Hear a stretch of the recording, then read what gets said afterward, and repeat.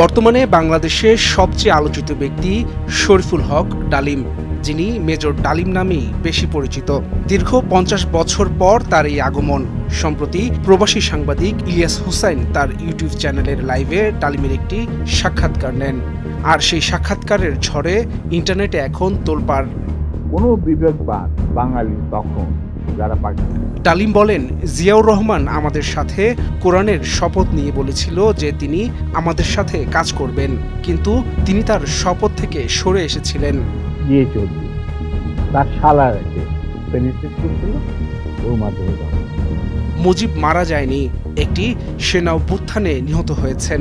বাকশাল বিদায়ের পর কোটি কোটি মানুষ রাস্তায় নেমে এসে শুকরিয়া আদায় করেছে। কিন্তু আপনি ইন্ডিয়া হয়ে যাচ্ছেন কেন সেটা আমরা জানি।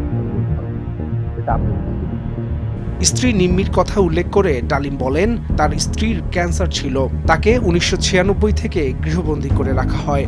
এমনকি খালেদা জিয়া সরকারের সময়ও তাকে পাসপোর্ট দেয়া হয়নি, ফলে ক্যান্সারেই মারা যান নিম্মি। পরে আমাকে বলছেন যে আমি কোনদিন ভাবতে পারি না যে মুজিবি ইংরেজিতে। বুদ্ধিজীবী হত্যা প্রসঙ্গে ডালিম বলেন, বুদ্ধিজীবীদেরকে পাকিস্তানিরা মেরে তাদের লাভটা কি? বুদ্ধিজীবীদের কারা মেরেছে এটা বুঝতে রকেট সায়েন্স জানা লাগে না। কথাটা না হয় বাদ দিলাম। আমি কাউকে যারা ভুল করেছেন তারা সবাই শিক্ষা গ্রহণ করেছেন আশা করি, এবং তারা যোগ্য প্রাপ্য পেয়েছেন। তিনি বলেন, দেশের প্রয়োজনে যে কোনো ধরনের সহায়তা করতে প্রস্তুত। তরুণদের উদ্দেশ্যে বলেন, তোমাদের যে কোনো প্রয়োজনে আমরা পিছপা হব না। যাক প্রিয় দর্শক, মেজর আমাদের প্রিয় এই জাতির সূর্য সন্তান। ডালিম বলেন, মুজিব যখন জেল থেকে ছাড়া পান তখন জানতই না দেশ স্বাধীন হয়েছে নাকি হয়নি। জাতীয় সঙ্গীত নিয়েও প্রশ্ন তোলেন ডালিম, বলেন, কাজী নজরুল ইসলামের মতো এমন প্রতিভাবান কবি থাকতে কিভাবে একজন ভারতীয় নাগরিকের গানকে আমাদের উপর চাপিয়ে দেয়া হলো, যা পুরো বিশ্বে নজিরবিহীন। লক্ষ্মীবেনের দিকে না গিয়ে ৩২ নম্বরের দিকে যান।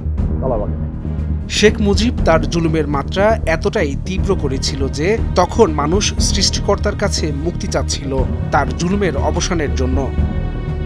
যার মতো কাজ করেছেন আল্লাহ তার বিচার করবেন, এবং বিচার হয়ে গেছে, বিচার বাকি। মুজিবের মৃত্যুর পর লাখো মানুষ রাস্তায় নেমে আনন্দ মিছিল করেছিল। তাদেরকে আমরা ডেকে আনি নাই, সবাই স্বতঃস্ফূর্তভাবে অংশ নিয়েছিল। মিষ্টি বিতরণ করে দেশের মানুষ।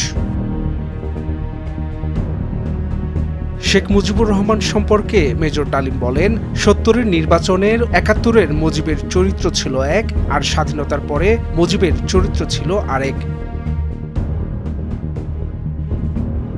২ লাখ মা বোনের সম্ভ্রম হারানোর বিষয়ে ইলিয়াস প্রশ্ন করলে ডালিম বলেন, তিনি দুইজনকে চেনেন ও সাহায্য করেছেন। হাসান শাব্বির, ভোরের কাগজ। সবশেষ দেখেছি ৮ লাখ